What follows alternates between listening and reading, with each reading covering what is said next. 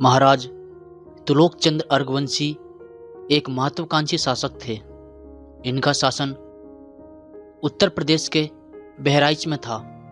जिस समय वह बहराइच पर शासन किया करते थे, उस समय तक इस नगरी का बड़ा हिंदू धार्मिक महत्व हुआ करता था।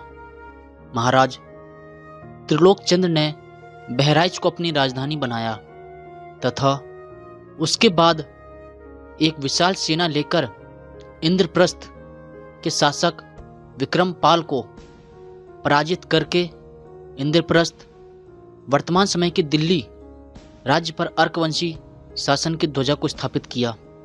इंद्रप्रस्थ को जीतने के बाद महाराज त्रिलोकचंद्र अर्कवंशी ने अपने राज्य का विस्तार किया एवं कई अन्य राज्यों एवं नगरों को अपने अधीन कर लिया। उन्होंने दिल्ली के संपूर्ण क्षेत्र और पहाड़ी क्षेत्र तक के अधिकतर भूभाग एवं अवध के हिस्से को अपने शासन के अंतर्गत कर लिया। इंद्रप्रस्थ जैसे विशाल भूभाग पर शासन करने के बावजूद भी महाराजा त्रिलोकचंद्र अर्कवंशी जी बहराइच को प्राथमिकता देना नहीं भूले। महाराज त्रिलोकचंद्र अर्कवंशी ने दिल्ली पर शासन करते हुए बहराइच को राजधानी घोषित किया। महाराज त्रिलोकचंद्र अर्कवंशी जी न तो सिर्फ बहराइच को नाम मात्र के लिए राजधानी घोषित की, बल्कि बहराइच में ऐसे मंदिर का निर्माण करवाया जो कि भगवान सूर्य के अर्क रूप को समर्पित था। इस मंदिर का नाम महाराज त्रिलोकचंद्र अर्कवंशी ने बालार्क मंदिर रखा। इस मंदिर को बनाने के साथ ही इसके समीप सूर्य कुंड अथवा अर्क कुंड का निर्माण करवाया था। इस मंदिर के बनने के बाद इसकी महत्ता इतनी ज्यादा बढ़ गई थी कि इंद्रप्रस्थ पर शासन कर रहे महाराज त्रिलोकचंद्र अर्कवंशी की प्रजा और बहराइच की प्रजा के साथ साथ आसपास के कई राज्यों के लोग इस मंदिर के दर्शन करने के लिए दूर दूर तक से आने लगे थे। हिंदू जनमानस में इस बालार्क मंदिर की महत्ता किसी तीर्थ स्थल से कम नहीं थी। प्रतिवर्ष की ज्येष्ठ मास के प्रथम रविवार के दिन बहराइच में एक विशाल मेले का आयोजन भी महाराज त्रिलोकचंद्र के समय से शुरू हुआ था। भगवान सूर्य के इसी बालार्क मंदिर को तोड़ने भारत के हिंदू, जैन, बौद्ध लोगों को मुसलमान बनाने के लिए जब सैयद सलार मसूद गाजी अपनी 1.5 लाख की हमलावर सेना के साथ बहराइच आ पहुंचा, तो तत्कालीन समय में सरस्वती के तत्कालीन भारशिव नरेश महाराज सुहल देव ने 17 हिंदू राजाओं के साथ मिलकर बालार्क मंदिर की रक्षा की और 1.5 लाख की मुस्लिम सेना को गाजर मूली की तरह काट डाला।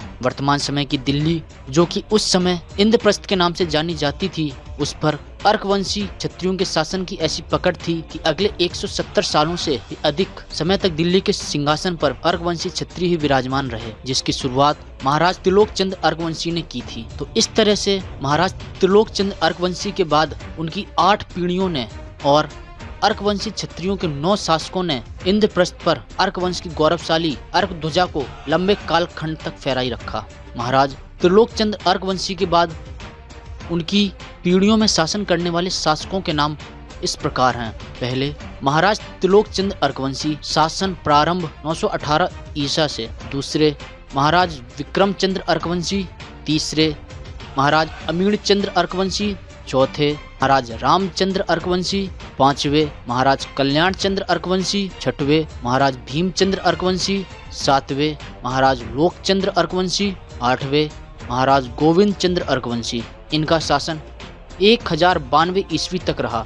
9वीं महारानी भीमा देवी, लगभग कुछ 6 वर्षों तक शासन किया था इन्होंने। महाराज गोविंद चंद्र अर्कवंशी अपने विवाह के कुछ समय पश्चात ही युद्ध भूमि में वीर गति को प्राप्त हो गए थे, जिस कारण से इनकी कोई संतान नहीं थी। अपने पति की मृत्यु के पश्चात महारानी भीमा देवी ने कुछ वर्षों तक शासन किया, परंतु पति की मृत्यु के कारण इनका मन राजकाज के कार्यों में नहीं लगा। शोक से इनका स्वास्थ्य बिगड़ता जा रहा था। इस कारण से इन्होंने अपना विशाल साम्राज्य अपने आध्यात्मिक गुरु हरगोविंद दास को दान में देकर मृत्यु का वर्ण किया और अपनी मृत्यु से पहले साम्राज्य को किसी योग्य शासक को सौंपने की बात कही थी। वह योग्य शासक थे आनंगपाल तोमर, जिनके पूर्वज अरावली की पहाड़ियों पर स्थित थे। चूंकि महाराज त्रिलोकचंद्र अर्कवंशी और महाराज आनंगपाल तोमर के पूर्वजों में घनिष्ठ मित्रता थी, इसलिए इन्हें ही अर्कवंश के इस विशाल साम्राज्य का पालन पोषण करने का अधिकार प्राप्त हुआ तथा इस साम्राज्य के पालन पोषण के लिए इन्हें अर्कपाल एवं सूरजपाल के नाम से संबोधित किया जाने लगा। 1063 के आसपास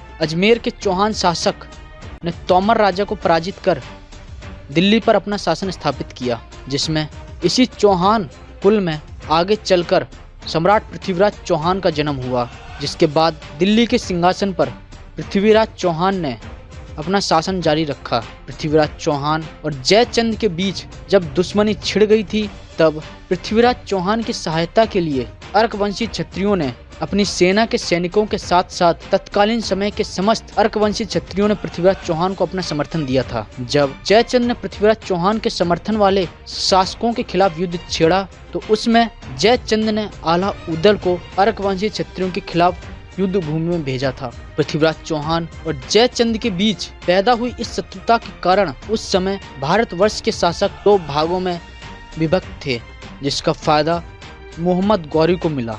मोहम्मद गौरी के खिलाफ लड़े गए युद्धों में पृथ्वीराज चौहान की सेना में अर्कवंशी क्षत्रियों ने पृथ्वीराज चौहान को अपना भरपूर समर्थन दिया था। पृथ्वीराज चौहान की सेना में अर्क मंडल नाम का अर्कवंशी क्षत्रियों का समूह होता था, जिसमें अर्कवंशी क्षत्रिय बढ़ चढ़कर अपना योगदान देते थे। तो इस तरह से अर्कवंशी क्षत्रियों ने पहले दिल्ली पर लंबे समय तक अपना शासन कायम किया। उसके पश्चात अपने पूर्वजों द्वारा दान में दिए गए दिल्ली जैसे विशाल साम्राज्य की रक्षा के लिए पृथ्वीराज चौहान को अपना समर्थन देकर जयचंद और मोहम्मद गौरी के विरुद्ध धर्म की स्थापना के लिए कई युद्ध भी लड़े। आशा और उम्मीद करता हूँ कि आपको यह महत्वपूर्ण जानकारी पसंद आई होगी। अगर पसंद आई हो तो वीडियो को अधिक से अधिक शेयर करें, चैनल को सब्सक्राइब करें। जय श्री राम, धन्यवाद।